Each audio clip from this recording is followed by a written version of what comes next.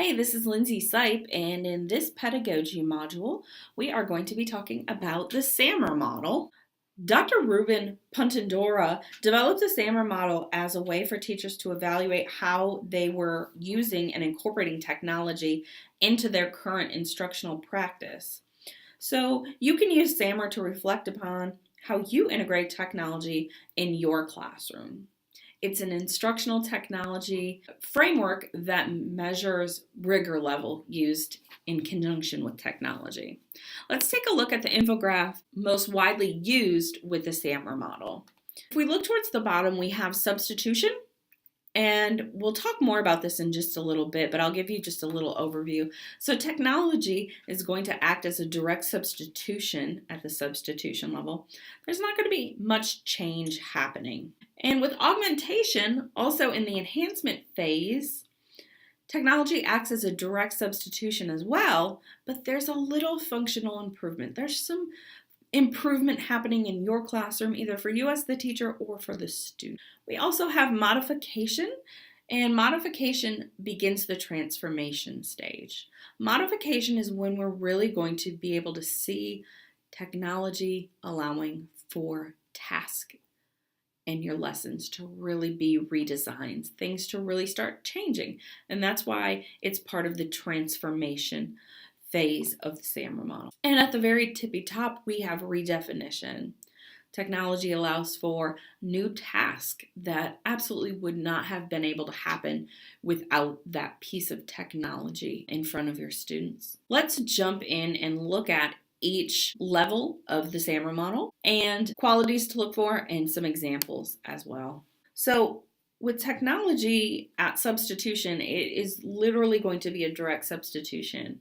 Instead of giving your students a paper and a pencil, maybe you're handing them a device and they're taking notes with their Chromebooks or with their iPads instead of with paper and pencil. The area tends to be teacher-centric still, and the instructor is guiding all aspects of the lesson. It might be that the teacher does not find technology or the computer to be beneficial to the current lesson. In that regards, I'd also like to point out that there are times where it may not be appropriate to incorporate technology, as there would be no gain in using technology in the classroom with that lesson. So it's going to be the same old that you would see with paper and pencil. It's just going to start happening with the computer, having your students fill out worksheets on the computer instead of on paper and pencil.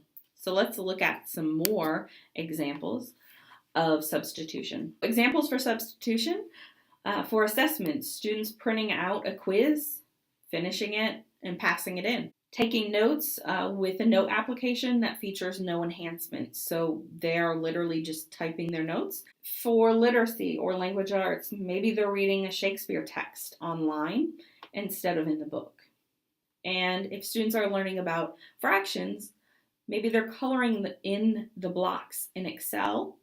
With geography, students are using Google Earth to view an area instead of an atlas. So they are just looking at North Carolina, and they're not really exploring too much in Google Earth. They're just using it as a viewing tool.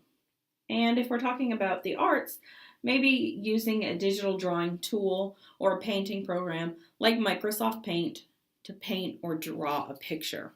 Again, all things that could have been done without the technology. In the next phase, we have augmentation. With augmentation, technology becomes an effective tool that will help perform a common task. Qualities to look for: there's a functional change, there's an improvement. Something is making someone's life a little bit easier. Maybe it's more immediate feedback. Maybe it's a define tool, being able to look up words instead of having to use a dictionary. Okay, and I always tell people, don't underestimate the power that augmentation can have for your class. I have worked with plenty of students throughout the years where their learning has truly been transformed and been a lot more meaningful because they were able to look up words, make notes in an online textbook, and being able to make things just a little bit more concrete for them made them so much more successful. So don't underestimate what augmentation can do for your class. Let's look at some examples of augmentation here. So we have maybe students are using a Google form to take a quiz instead of a paper and pencil, and the teacher has the form attached to Flubru, which is self-grading. The teacher is not having to grade those assessments. That is a functional improvement for you. With notes, they're using a tool to take notes and using the dictionary to define words that they don't comprehend as you're lecturing. For literacy, maybe they're using an online dictionary or study guide or history sites to supplement their understanding and knowledge of Shakespeare. With math, instead of using Excel to color in those blocks, now they're using Google Sheets. And with Google Sheets, they also are using the collaboration feature, which is key here. The teacher being able to offer feedback to the students directly on Google Sheets is my functional improvement. My students are getting immediate feedback from me. In regards to geography, using Google Earth to measure the distance in between two places. So if my students are planning out a road trip across North Carolina, they can look at the Outer Banks to see how long it would take to get from the Outer Banks to the mountain area. Maybe they're going to Boone, okay? So they can measure by dropping two tabs in Google Earth and seeing the distance in between two places. So my functional improvement there, it's gonna make it a little bit more comprehensive for students. They're gonna understand the distance a little bit more. They're probably gonna be a little bit more intrigued about the roads and the routes they're taking. And if we talk about the arts, using a tool that allows the creation of a masterpiece to be played back, like EduCreations or Show Me. So the functional improvement there being, you can watch the artwork be created. How amazing. Let's take a look at modification, which begins the transformation phase of the SAMR model. There's going to be a significant functional change happening in the classroom. All students are writing, doing similar skills. Maybe they have an authentic audience that's providing them personal stake in whatever they're doing. The computer is going to become a necessity. You could not have done that task without technology. And if you could have done it without technology, it would be increasingly difficult. Let's look at some examples for modification. So we're going to go back to the same examples that we've had before. Assessments. Students are writing an essay and then they're narrating and capturing a vocal recording or creating a movie talking about and highlighting what was key with that assessment, what they have learned.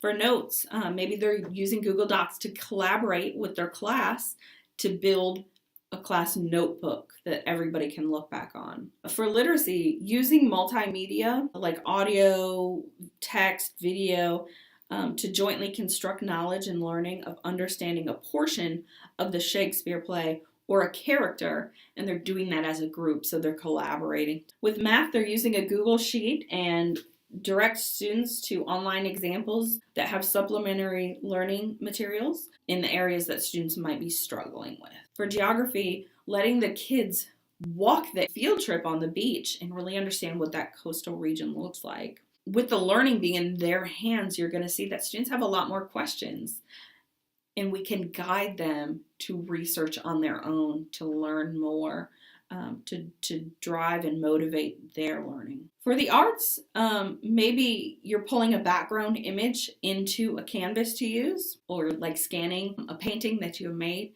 and uploading it, and then drawing on top of that. Wouldn't have been able to be done without technology. And finally, we're at redefinition. So this is the top of the transformation phase. So some qualities to look for. At this level, the common classroom task and technology exists not as an ends, but to support student-centered learning.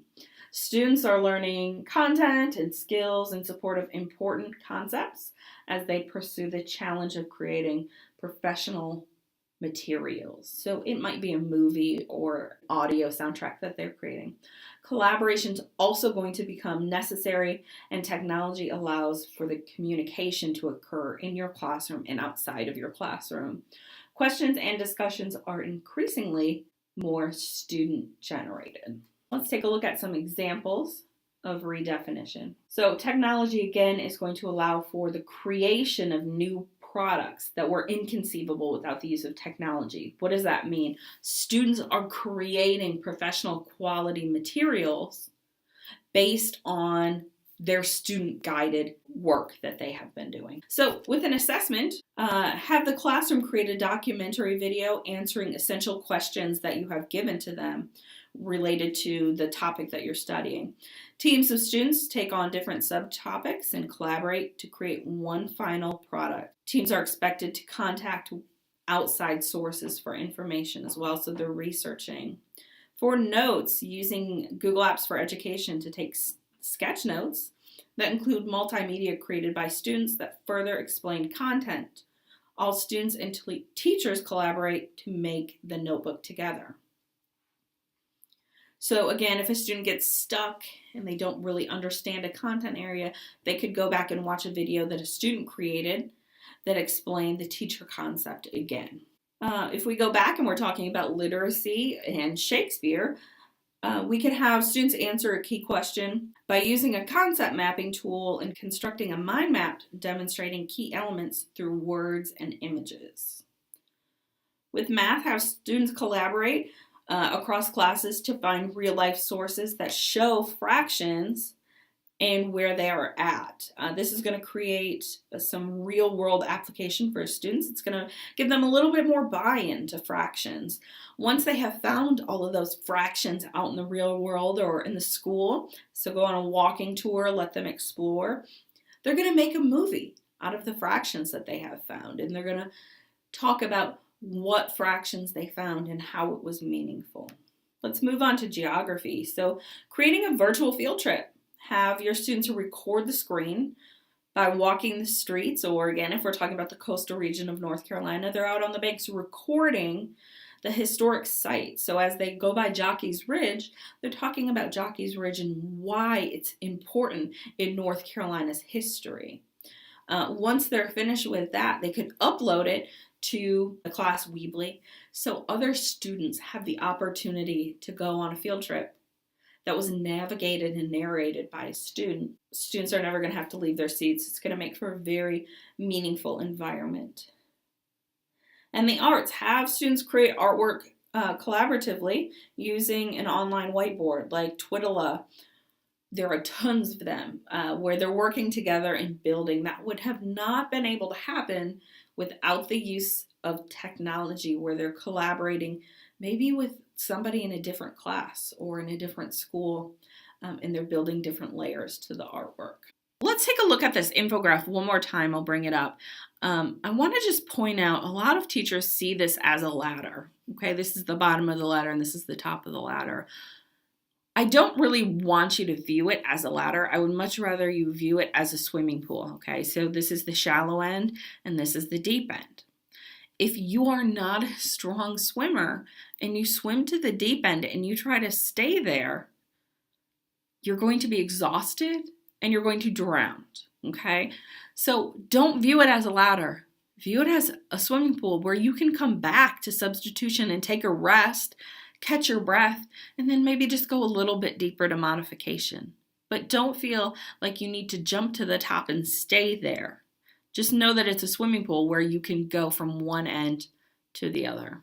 Another way to think about this is the SAMR model in regards to coffee and coffee shop coffee. If we talk about substitution, again, we are just going to now, instead of pouring our cup of coffee in the morning from our coffee pot at home, we're going to go to a coffee shop and we're going to just get a coffee, just roasted coffee. You could add some cream, you could add some sugar. It's still coffee. Even though you got it somewhere else, it's still coffee, okay? So that lesson might be using the computers, but it's still the same lesson that you had before. Does that make sense? Now with augmentation, now we're going to have a latte. We're going to add a little improvement. Our improvement is going to be some steamed milk. So instead of having milk poured out of the container at your coffee shop, they're going to steam it and they're going to put it in there. It's still coffee. Our coffee is a little augmented. It's a little bit changed. but at the heart of it, it's still coffee. We could have still done that at home. I could have steamed some milk and made a latte at home. With the modification, I now take my coffee to a caramel macchiato. That means I almost couldn't get it anywhere else. You almost couldn't do it without technology. It's going to be very hard, very complicated to do it without technology. Now the coffee's still in there. It's just a little bit harder to find because we have some caramel sauce, we have, some different flavors, we have all sorts of deliciousness going on. And again, this is the transformation. So when we're in modification and our coffee is starting to be modified, that's where we're going to see the transformation start to happen in our coffee or classroom, if you will. Now let's talk about redefinition.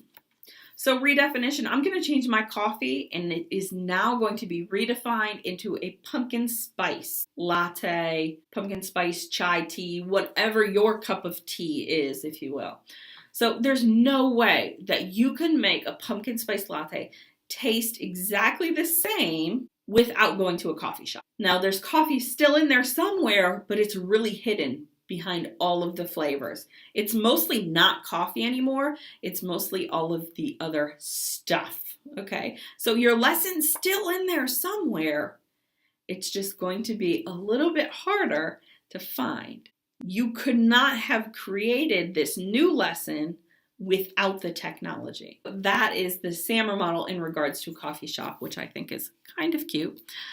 If you would like more resources, you can go to www.hippasus.com, and that is actually Dr. Ruben Puentedura's website. And then next up, I have shrockguide.net/samr.html, and that's Kathy Shrock's guide to the SAMR model, and she does a phenomenal job explaining the SAMR model in all sorts of really awesome ways. So I hope you enjoy learning about the SAMR model. Next up, you're going to go on to your discussion board, look for some more directions on what is expected of you. Basically, I'm going to have you take a look at a lesson plan and tell me where it's at on the SAMR model and what you would change to make it grow up the SAMR model or get into the deeper end of the SAMR model with the transformation phases. So go ahead and move on to your discussions, and hopefully you'll have a chance to have a discussion with some other folks as well and check out what they're doing.